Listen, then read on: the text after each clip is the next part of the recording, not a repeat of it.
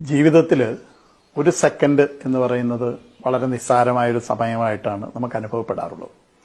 പക്ഷെ റോഡിൽ ഒരു സെക്കൻഡ് എന്നത് സാരമായ ഒരു സമയമാണ്.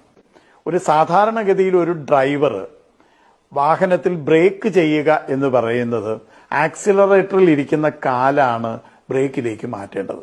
ഇങ്ങനെ ആക്സിലറേറ്റർ അല്ലെങ്കിൽ വേഗത കൂടുന്നിടത്തിരിക്കുന്ന കാല് വേഗത കുറയുന്ന ബ്രേക്കിലേക്ക് മാറാൻ ഏറ്റവും കുറഞ്ഞത് 0.7 സെക്കൻഡ് മുതൽ 2 സെക്കൻഡ് വരെ സമയമെടുക്കുന്നു എന്നാണ് കണക്കാക്കപ്പെട്ടിട്ടുള്ളത്. അപ്പൊ ആ ഒരു സെക്കൻഡ് കൊണ്ട് 17 മീറ്റർ ദൂരം പോകും.